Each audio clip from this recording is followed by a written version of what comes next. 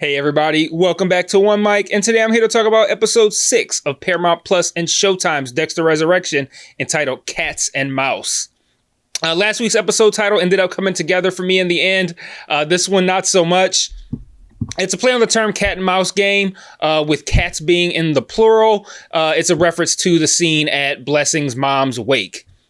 I don't like the title because it cites the weakest aspect of this show, the only weak aspect, really, and what's also the weakest aspect of this episode, which is everything surrounding Blessing and his family. I'm just going to say it. This is my least favorite episode of the season so far. The episode focused on a subplot that has not earned our emotional investment, in my opinion. And it had a twist that felt cheap and some pacing that just wasn't it. But there are a few solid Dexter moments tucked in there, so let's break it down. We open with the news that Blessing's mother has died, and Dexter responds exactly how Dexter always does, awkwardly and barely registering human emotion. Blessing invites him to the wake, and Harrison even brings Dexter a suit to wear. Harrison says he's glad Dexter came back, and Dexter promises he won't leave again. It's a sweet moment. But once they get to the wake, the vibe is unexpectedly upbeat. Well, it's unexpected for them anyway. As a black man, it was not as surprising for me at all that they were in there celebrating life.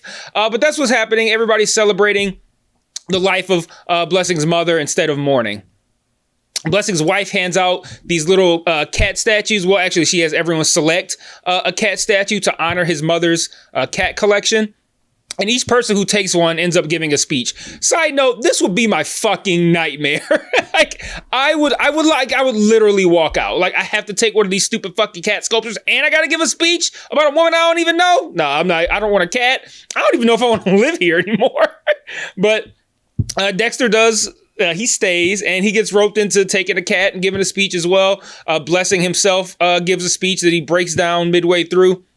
Problem is, there's no emotional connection for us as the viewer. Well, I don't even want to say us, because maybe you guys are really bought in and feeling, everything going on with Blessing and his family.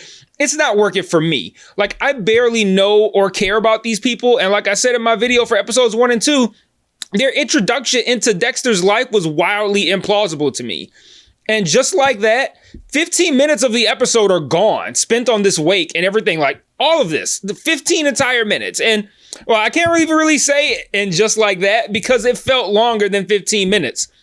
Speaking of just like that, RIP to that show. But anyway, on paper, I get the point of the Blessing subplot. It's meant to evolve Dexter's view of death, family, parenting. But in practice, it's been dull. We barely know these people. So sitting through this extended cat sculpture ceremony felt like watching someone you don't know home videos. It just didn't work for me at all. Hey everybody, I just want to take a small break from this review to talk about the various other ways you can engage with me on other platforms.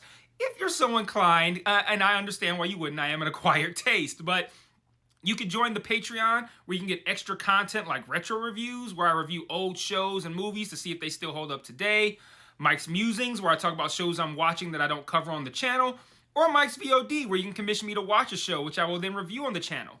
And if you want to engage with me and chat with me more directly, I also implore you to join the Discord and follow the Facebook page. I set up channels in the Discord for all of us to discuss the shows I'm reviewing on the channel, and I also drop new videos in there, since it's the easiest platform for me to share to from my phone. The Facebook can be really fun because I sort of live comment on shows I'm watching, often while under the influence, I'm not going to lie. And I'll also share news there, both about television and film, and about myself as well. So if you like my content, you want to be more engaged, you think I'm charming, or you simply want to show support, feel free to sign up for the Patreon or join the Discord or Facebook today. Links to all platforms are in every video description. Remember to share all my shit to your respective social media platforms. And now back to this review. Meanwhile, Claudette and her partner interview the man that Mia was attempting to kill. He says that Mia told him he'd be the first New Yorker that she killed, which doesn't line up with the idea that she also killed Ryan. Claudette's suspicious, but the evidence is really stacked against Mia here. Until Bautista arrives to set the record straight. And Bautista has it all figured out. He details exactly what happened, even down to the part about Dexter planting Ryan's watch in Mia's apartment. They're still a bit skeptical. Claudette was already skeptical, but I think skeptical of Mia having committed the crime, but Bautista's story is kind of tough to believe in the moment, and they both seem to be skeptical of him as well. But eventually they relent, and Claudette agrees to allow Bautista to come with them when they go to interview Mia. I think it was like later that day or the next day. I think it was the next day or something like that, or Monday. It was something in the near future. Back at Dexter's world, Dexter, Al, and Gareth meet at Prater's place to talk about Mia's disappearance. Gareth's panicking, thinking that she might trade him and his big popular name in for immunity, and he suggests some extreme measures. I don't really like the fact that when Gareth becomes the focus, he's now supposedly the number one ranked serial killer. Like, I feel like they should have established him as a big shot leading up to this. But Prater bankrolls in with the expectation that everything's going to be handled by the next meeting. And at this point, I wanted to see Dexter kind of earn his way into targeting Gareth by uncovering real evidence. But instead, he just kind of like Googles Gareth's work, shrugs, and is like, yeah, I'll kill him. Like, not exactly the meticulous process that we've grown used to. In a fun little cat and mouse bookstore game, Dexter sees Gareth plant a bookmark in a book about serial killers, specifically in the chapter about himself, with a meeting time of 8 p.m. scribbled on the back.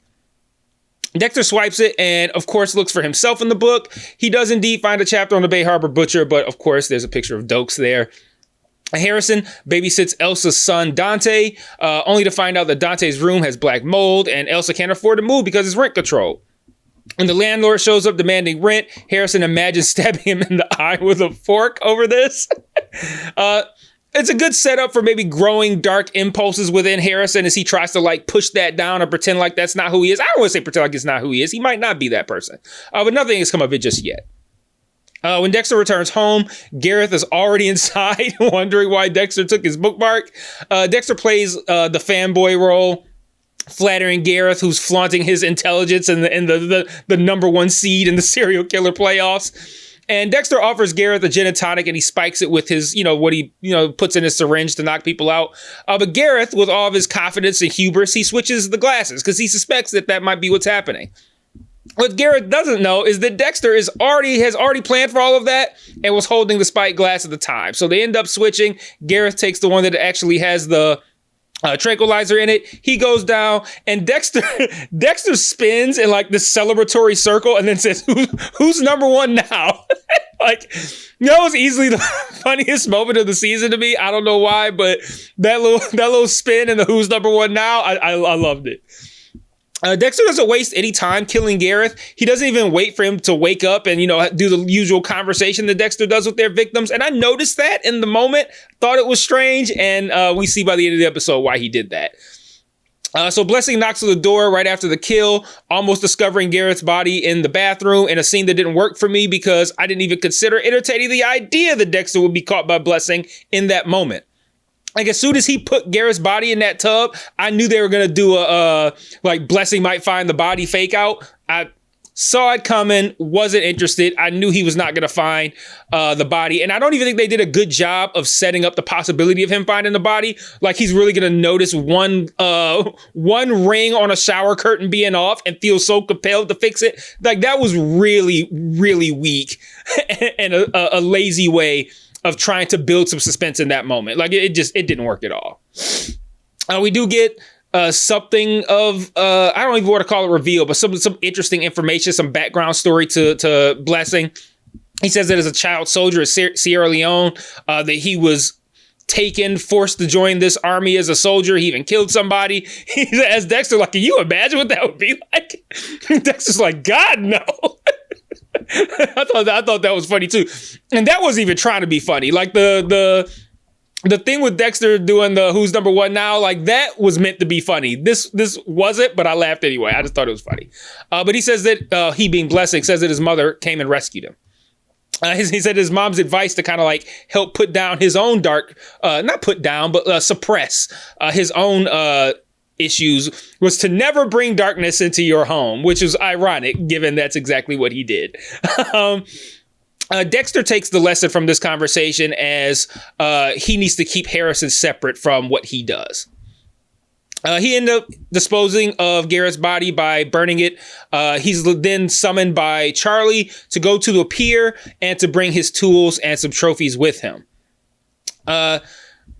We kind of get at this point, we kind of jump between two scenes with Dexter arriving at the pier, meeting up with Al and Charlie and Prater, and with Claudette, her partner, and Batista arriving at the prison to interview Mia. But as they arrive and they're about to interview her, she's found hanged in her cell. Clearly a hit arranged by Charlie and Prater, just as I predicted last week in my video.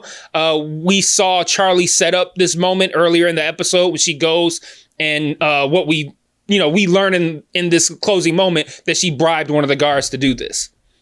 And then at the pier, Prater says, okay, we're about to head out. We just got to wait for Gareth to get here. We, the audience, are all sitting there like, well, it's going to be a long wait because Gareth's fucking dead, until Gareth then walks up. And again, we're all very much like, holy shit, what the fuck?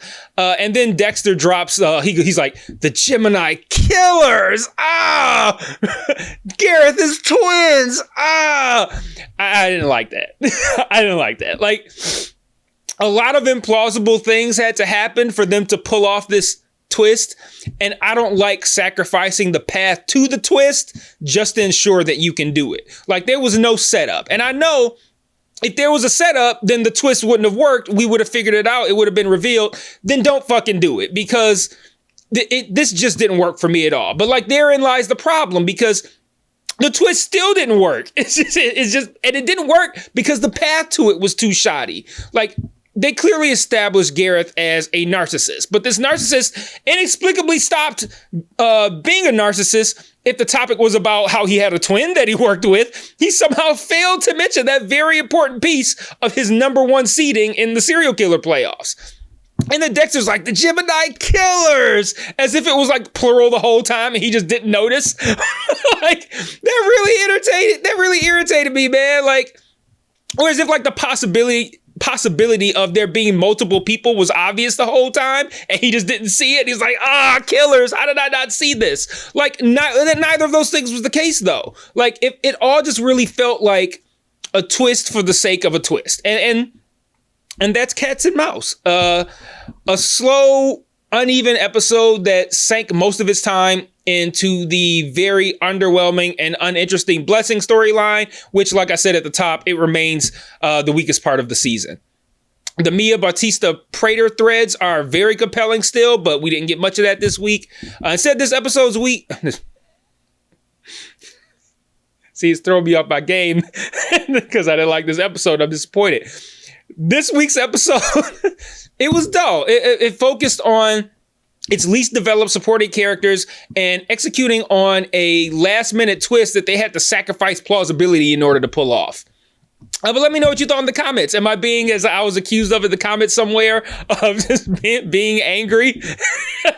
Or am I being too harsh about this episode? Did you love it? Like, do you rock with Blessing and his family and all that story stuff? Let me know. Put it in the comments.